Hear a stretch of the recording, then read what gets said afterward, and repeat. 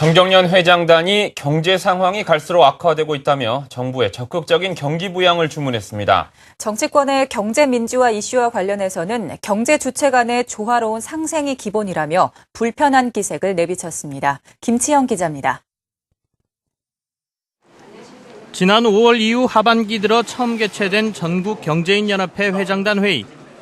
이 자리에 참석한 회장들은 유럽에서 시작된 경기 침체가 최근 중국 등으로 확산되는 등 갈수록 악화되고 있다며 정부가 적극적으로 경기 부양에 나서달라고 주문했습니다.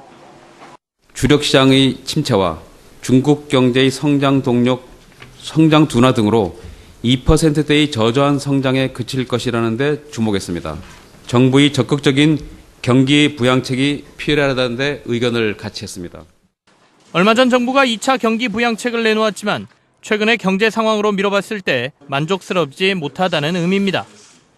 특히 2%대의 저성장 기조가 지속될 경우 일자리가 줄어들고 가계소득이 감소하면서 최근 몇 년간 개선 조짐을 보이던 양극화 현상이 악화돼 서민 생활이 더 어려워질 것이라고 전망했습니다. 연초보다 여건이 어려워졌지만 기업들의 몫인 투자와 신규 일자리 창출은 계획대로 진행하겠다고 밝혔습니다.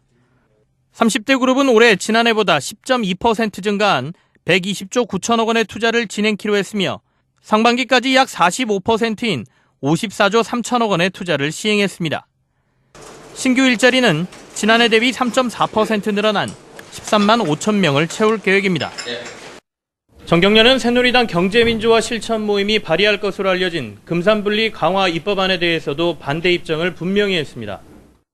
기업의 투자 위축은 물론 외국 자본과의 역차별 문제, 그리고 국내 우량 대기업들의 경영권 방어가 상당히 어려워질 수 있다고 주장했습니다. 현재 논의되고 있는 각종 정책, 특히 새누리당 경실모에서 나오는 정책들은 그러한 정신을 윈윈 정책으로 가는 것이 아니고 루즈루즈 정책으로 가는 것이 굉장히 우려가 돼서.